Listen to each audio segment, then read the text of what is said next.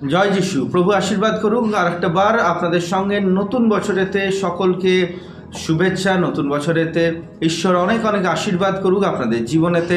আমি বিশ্বাস করি 2024 আপনাদের সকলের জন্য মঙ্গলের হোক, আশীর্বাদের হোক। কিন্তু তার সঙ্গে সঙ্গে আশীর্বাদ এমনি আসবে না, আমাদেরকে এই আশীর্বাদের জন্য ঈশ্বরের যোজনাকে জানতে হবে, ঈশ্বরের পরিকল্পনাকে জানতে হবে। ঈশ্বর প্রত্যেক দিন আমাদেরকে কেমন করে নিয়ে যেতে চায় সেই বিষয়টাকে ভালো করে জানতে হবে। সেই কারণে আমরা অনুগ্রহ চাইছি তরফ থেকে আর একটা বার 2024-এতে আপনাদের সামনে এই ড্যানিয়েল উপবাস প্রার্থনাকে নিয়ে এসেছি। আপনাদের সকলকে এই ড্যানিয়েল উপবাস প্রার্থনাতে আমরা অংশগ্রহণ করতে আগ্রহী করছি, অনুরোধ করছি। যারা যারা আপনারা পারেন, এইবারে ড্যানিয়েল উপবাস প্রার্থনা আমাদের যেটা হবে সেটা খাদ্যের ওপরেতে কোনো বিশেষ কোনো রেস্ট্রিকশন নয়, কিন্তু আমরা ওপেন যা খাদ্য রয়েছে আমরা সেই খাদ্যকে অবশ্যই নিতে পারি। যেরকম আপনার ইচ্ছে আপনি আপনার প্রার্থনায় উপবাসকে 12টা বা 3টে বা 6টা অবধি উপবাস থাকতে পারেন। আপনি সাধারণ খাদ্য খেতে পারেন বা আপনার যেরকম নর্মাল ডায়েট রয়েছে সেটাকে আপনারা খেতে পারেন।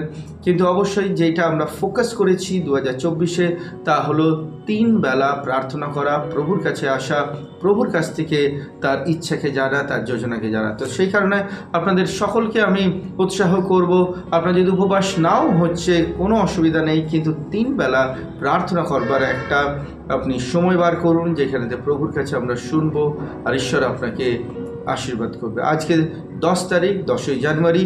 10 তারিখ থেকে নিয়ে আমাদের এই প্রার্থনা চলবে 31শে জানুয়ারি অবধি। 31 তারিখ সকালবেলা আমরা 12টার সময় আসবো এবং চার্চেতে আমাদের এই প্রার্থনা শেষ করব। প্রত্যেক দিন আমরা চেষ্টা করব আপনাদের কাছেতে ঈশ্বরের বাক্যকে পৌঁছে দেবো, আপনাদের সঙ্গে প্রার্থনা করা। আর আপনারা যারা যারা এখনও পর্যন্ত অনুগ্রহ প্রার্থনা ভবন চ্যানেলটা সাবস্ক্রাইব করেননি, আপনারা চেষ্টা করুন সেটা সাবস্ক্রাইব করবার, যাতে আপনারাও প্রত্যেকটা সময়েতে নোটিফিকেশন পেতে পারেন আর জানতে পারেন আমাদের কি আমরা ঈশ্বরের বাক্যকে দিচ্ছি। এই 21টা দিন আমরা আপনাদের সাথে থাকবো, ঈশ্বরের অনেক অনুগ্রহতে থাকবো। আসলে আমরা প্রার্থনা করি, প্রভু আপনার সাথে থাকুক। পিতা ঈশ্বর, তুমি সাহায্য করো সব কিছু যেন আমরা করতে পারি তোমার অনুগ্রহতে। যারা যারা প্রভু এই প্রার্থনাতে অংশগ্রহণ করছে তাদের সঙ্গে তুমি থাকো, সাহায্য করো। তারা যেন এই 21টা দিন তোমার উপস্থিতিতে, তোমার সঙ্গে, তোমার সাথে থাকতে পারে এবং বছরের একদম প্রথমেই যেন তোমার যোজনা কি রয়েছে এই বছরের জন্য সেটা আমরা জানতে পারি। যীশু খ্রিস্টের মহান আর পবিত্র নামে এই প্রার্থনা চাই, আমেন। জয় যীশু।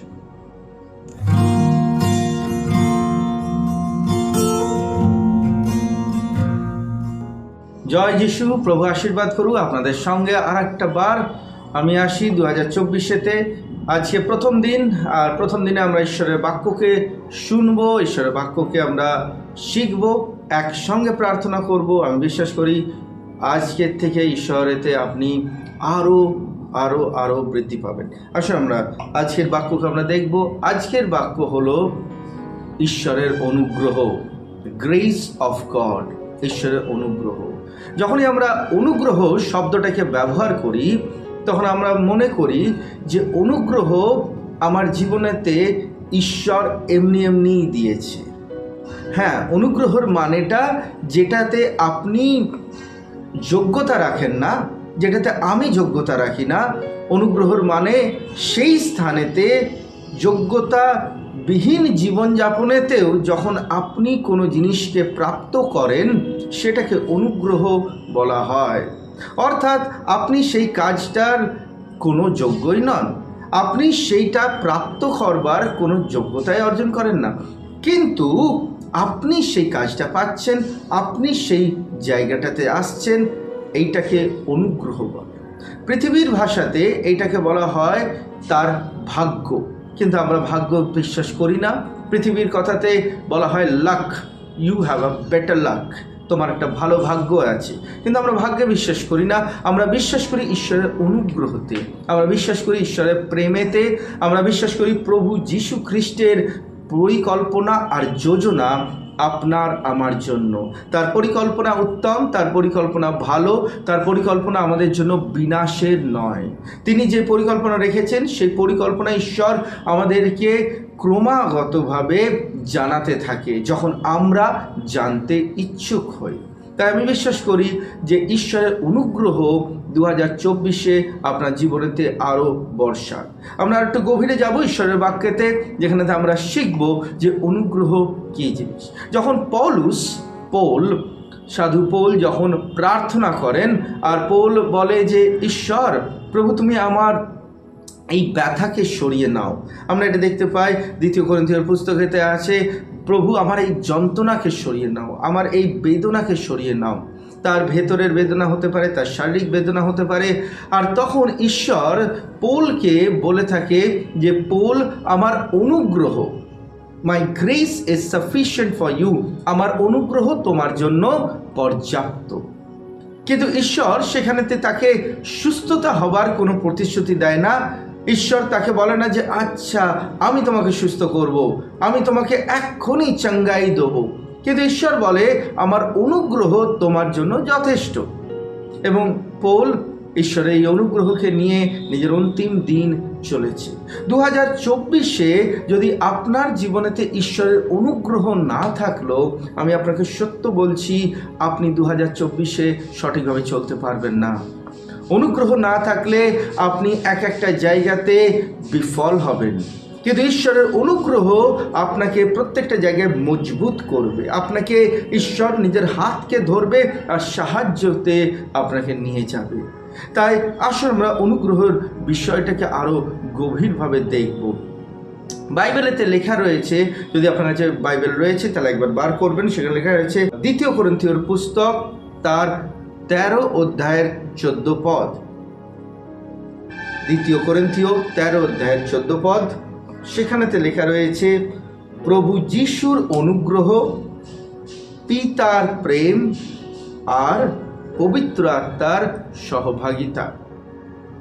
অর্থাৎ পিতা প্রেম করলেন আর প্রভু যিশু অনুগ্রহ করলেন। যখন পিতা প্রেম করলেন, প্রভু যিশু অনুগ্রহ করলেন আর পবিত্র আত্মা আমাদের সঙ্গে সঙ্গতি করল।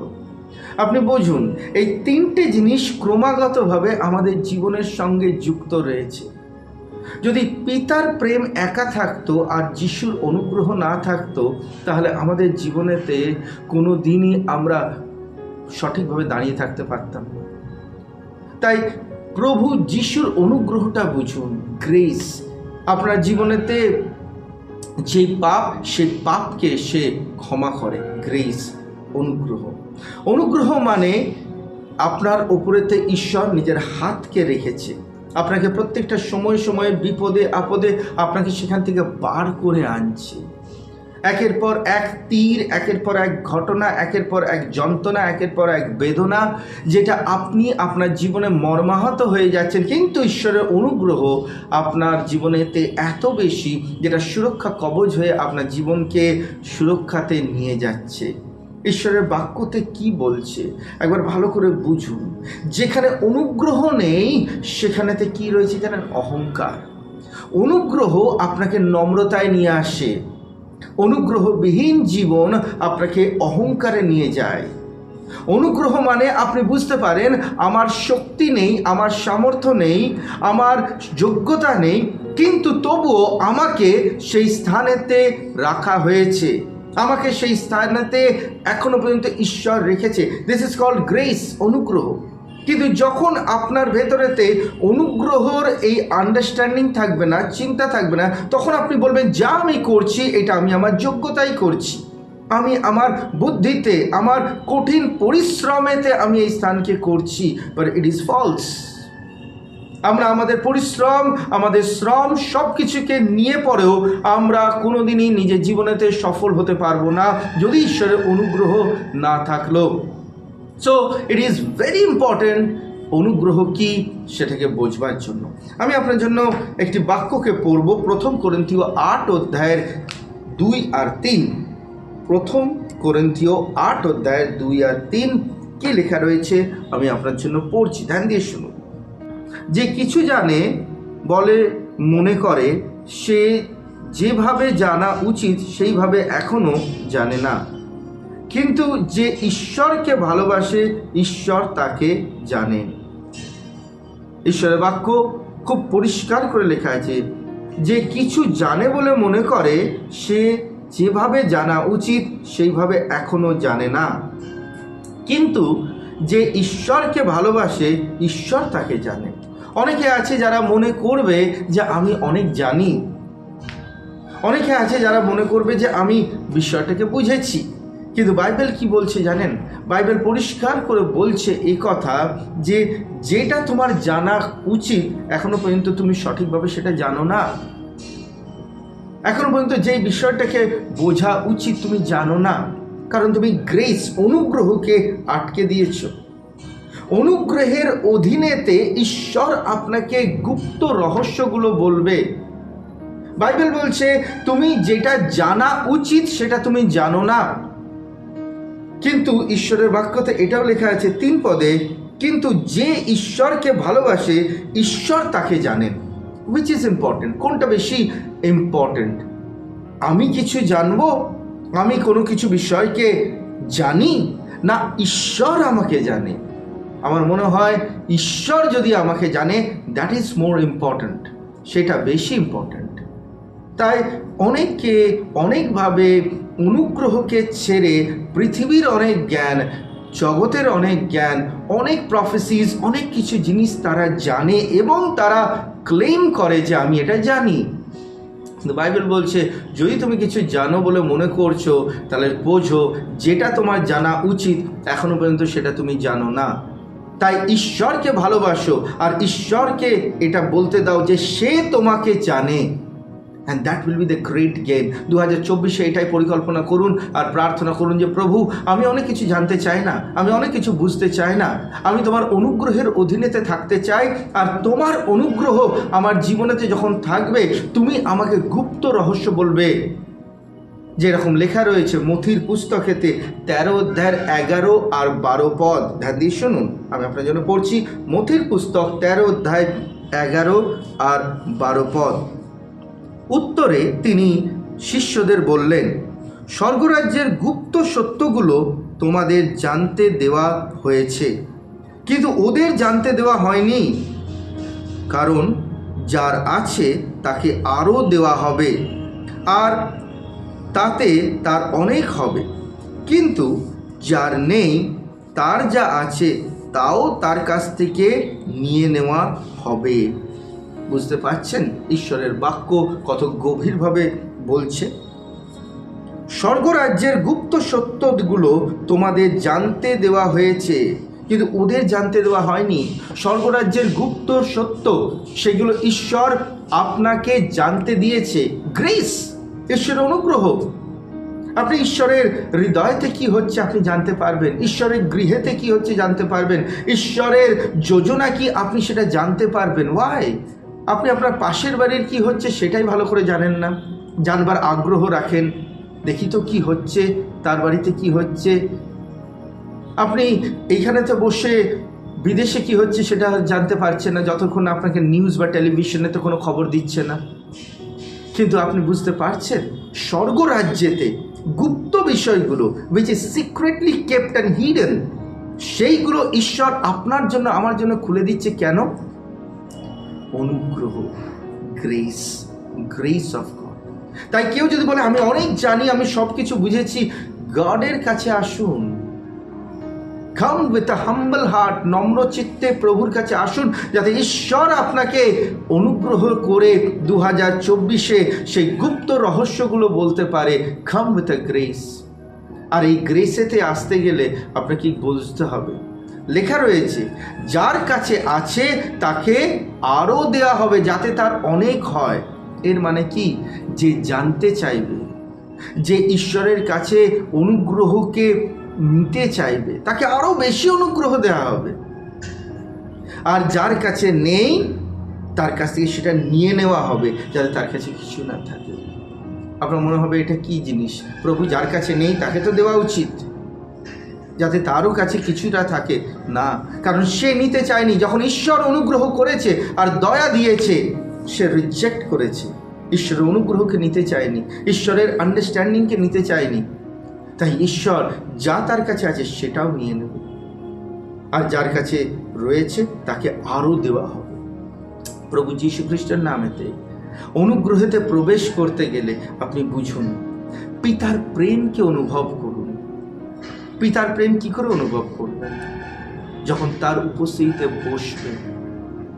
আপনার অনেক সময় মনে হবে যে আমায় কেউ ভালোবাসে না, কেউ আমাকে পছন্দ করে না, বাট গড লাভস ইউ। ঈশ্বর প্রেম করে।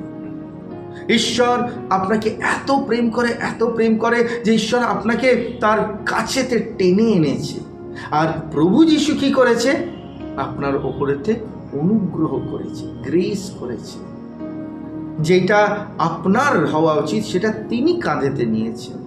যেখানেতে আপনার লজ্জা পাওয়া উচিত সেখানে তিনি লজ্জিত হয়েছে। তিনি আপনার জন্য একের পর এক ব্যথা, যন্ত্রণা, বেদনা সহ্য করেছে, যাতে আপনি অনুগ্রহ পেতে পারেন। কেউ যাতে আপনাকে আঙুল না দেখাতে পারে, কেউ যাতে আপনাকে ছোট না করতে পারে। আর পবিত্র আত্মা কি করেছে? যখন পবিত্র আত্মা দেখছে আপনি ঈশ্বরের প্রেম বুঝতে পারছেন, যখন পবিত্র আত্মা দেখছে আপনি ঈশ্বরের অনুগ্রহতে রয়েছে, তখন পবিত্র আত্মা আপনার সঙ্গে ফেলোশিপ করতে যায়, সঙ্গতি করতে যায়, ফ্রেন্ডশিপ করতে যায়। সে আপনার সঙ্গে কথা বলতে চায়। আর সে তখন বোঝায় যে পিতা কি বলছে, সে তখন বোঝায় যীশু খ্রিস্ট কি বলছে, সে তখন বোঝায় স্বর্গরাজ্যের গোপন তথ্যগুলো কি রয়েছে। তাই প্রভুর লোকরা, আপনি যদি অনুগ্রহতে থাকতে চান, প্রথমেই নম্রতায় আসুন। যদি অনুগ্রহকে আপনি আপনার জীবনের সব থেকে বড় হাতিয়ার করতে চান, তাহলে আপনি যেটা জানেন সেটার ওপরেতে অহংকার নয়, সেটাকে ভেঙে বলুন, প্রভু আমি তোমার কাছে আরো নম্র হতে চাই, তোমার কাছে আরো শিখতে চাই। না তো বাইবেল বলছে, আমাদের পরিষ্কার লেখা রয়েছে, আমি আবার রিপিট করবো আপনার জন্য, 1 কোরিন্থীয় 8 অধ্যায় 2 আর 3, যে কিছু জানে বলে মনে করে সে যেভাবে জানা উচিত সেইভাবে এখনো জানে না। আমি হয়তো ভাবতে পারি আমি জেনে গেছি প্রভুকে, আমি জানি। তো বাইবেল বলছে নো, তুমি জানো না। যেইভাবে জানা উচিত, তুমি যেটা জানো সেটা সকলে জানে। তুমি এখনো ঈশ্বরের গোপন তথ্যগুলো জানো না, আর তুমি যেটা জানছো দ্যাট ইজ কোয়াইট নর্মাল। সেইভাবে তুমি জানো না। তুমি জানো যেটা তুমি এখনো পর্যন্ত জেনেছো, আর তুমি ভাবছো এটাই বোধহয় অল। নো, প্রত্যেকটা দিন যখন আপনি হাঁটুতে আসেন, প্রার্থনায় আসেন, প্রভুর উপস্থিতিতে বসেন, তখন ঈশ্বর দুদিক থেকে কাজ করে। নাম্বার 1, আপনাকে হৃদয় থেকে পরিবর্তন করে। নাম্বার 2, পবিত্র আত্মা স্বর্গীয় বিষয়গুলো আপনাকে বোঝাতে আরম্ভ করে। প্রভুর লোকরা, তাই আপনাদের সকলকে আমি একটা বিষয় বোঝাবো, 2024-তে ঈশ্বরের অনুগ্রহকে নেবার জন্য প্রাণপণ চেষ্টা করুন। লিভ এভরিথিং, কিন্তু ঈশ্বরের অনুগ্রহকে আপনি নিন। আর অনুগ্রহ যার কাছে দেওয়া হয়েছে তাকে আরও দেবে, যে নিতে চায় তাকে আরও দেবে, আর যার কাছে নেই সেটা সরিয়ে নেবে। তাই জন্য আপনাদেরকে আমি 2024-এ উৎসাহ করব। এই উপবাস প্রার্থনাতে আপনাদেরকে আসতে উৎসাহ করব। এই উপবাস প্রার্থনায় আপনারা প্রভুর উপস্থিতিতে বসে ঈশ্বরের বাক্যকে শুনে অন্তরেতে গভীর আর গভীর কার্য করে তার উপরেতে নির্ভর করে 2024 শুরু করুন। আমি উৎসাহ করছি আপনাদেরকে। প্রভু যীশু খ্রিস্টের নামেতে আমরা যখন আরাধনাতে যাই, প্রার্থনাতে যাই, পবিত্র আত্মা গভীরভাবে আপনার অন্তরে কার্য করুন। আসুন আমরা একসঙ্গে আজকে প্রার্থনাতে যাব, চোখে বন্ধ করব, প্রভুর উপস্থিতিতে প্রবেশ করব। Let's pray in the name of Jesus.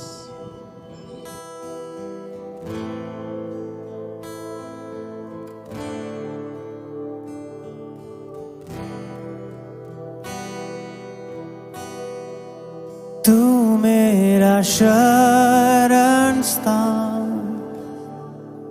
तू मेरा गढ़ है, संकट में मेरा दोस्त, तू मेरा प्रभु। Father, we just confess, Jesus, we confess that you are our friend, that you are our refuge, strong tower. Hallelujah. तू मेरा शरण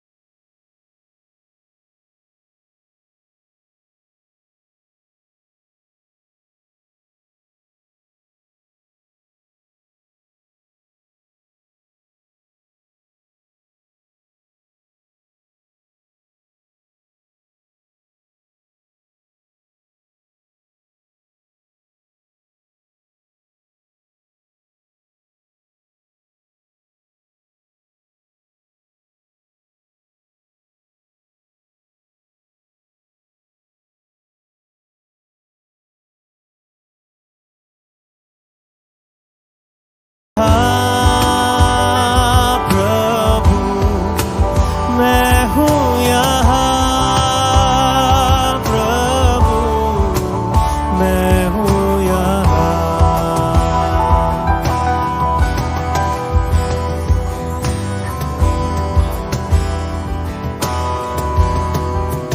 उद्धारक मेरा तू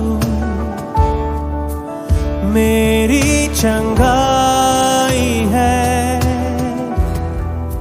संकट में सामर्थ है तू मेरा प्रभु सच है उद्धारक मेरा तू मेरी चंगाई है संकट में सामर्थ है तू मेरा प्रभु आराधना करूं मैं पूरे दिल से मैं तुझे ढूंढूंगा संपूर्ण जीवन में तेरी सेवा करूंगा तन मन और धन से मैं हूँ यहाँ मैं हूँ यहाँ प्रभु मैं हूँ यहाँ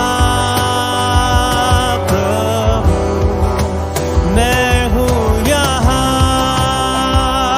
प्रभु मैं हूँ यहाँ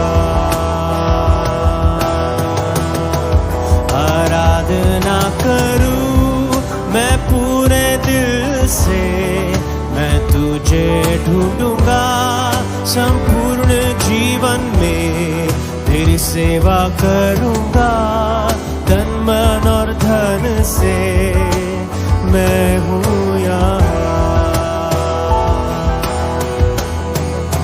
मैं हूँ यहाँ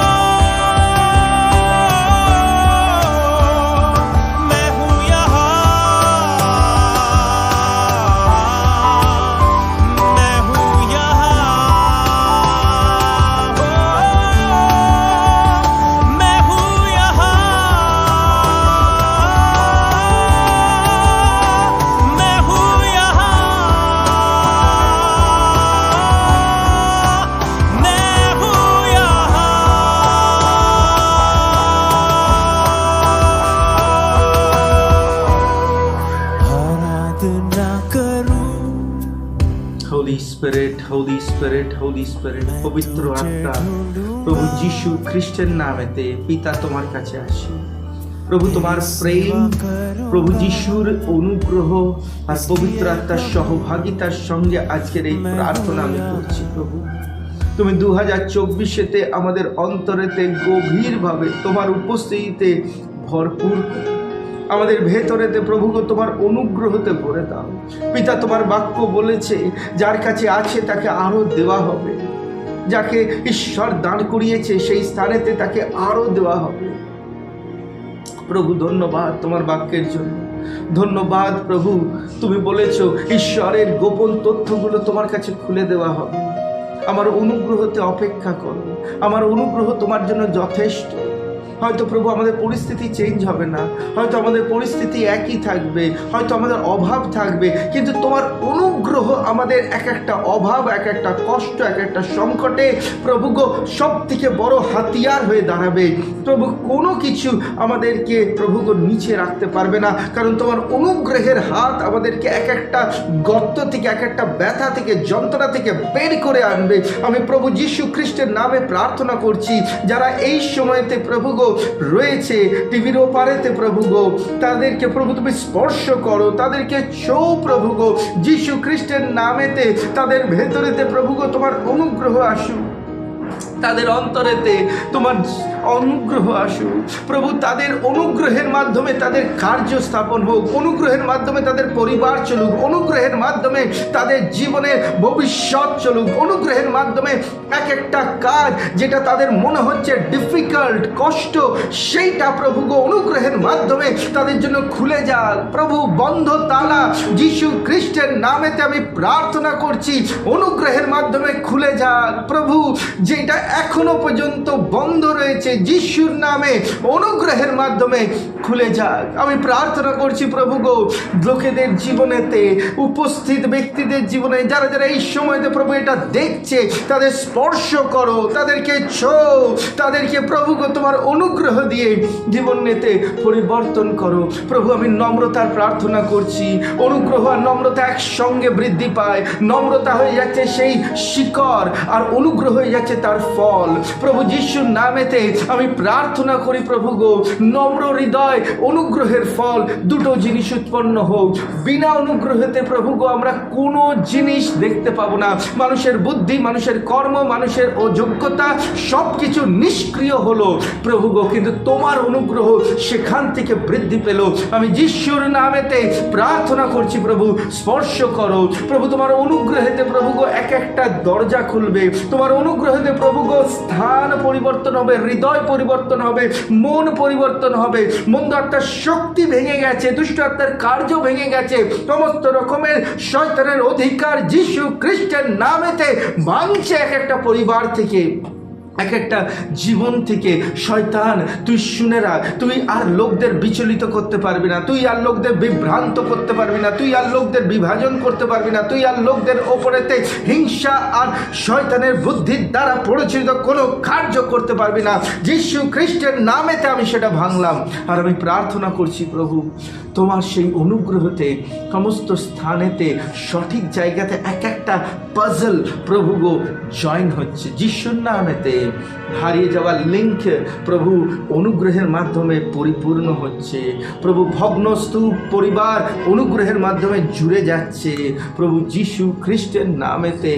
প্রভু আমি প্রার্থনা করছি, পবিত্র আত্মা গভীর কার্য করো। পবিত্র আত্মা যারা যারা এই প্রার্থনাতে প্রভু রয়েছে, শুনছে, তাদের অন্তরেতে কার্য করো। আমি যিশু খ্রিস্টের নামেতে প্রার্থনা করছি, যারা হাতকে ওপরে উঠিয়েছে প্রভু তাদের স্পর্শ করো প্রভু। যারা হাঁটুতে এসে প্রার্থনা করছে তাদের স্পর্শ করো, যারা নিজের বাড়িতে প্রার্থনা করছে স্পর্শ করো, যারা প্রভু এই সময়তে প্রভু নিজের কর্মক্ষেত্রেতে রয়েছে তাদের প্রভু তুমি স্পর্শ করো প্রভু। যিশু খ্রিস্টের নামেতে আমি প্রার্থনা করছি প্রভু, তোমার অনুগ্রহ দাও প্রভু।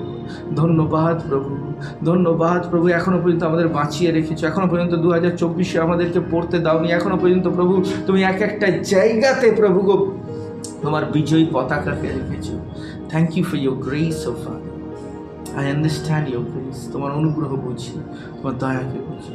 সব কিছুকে প্রভু তোমার হাতের নিচে রাখলাম, আর তুমি বোঝাও প্রভু।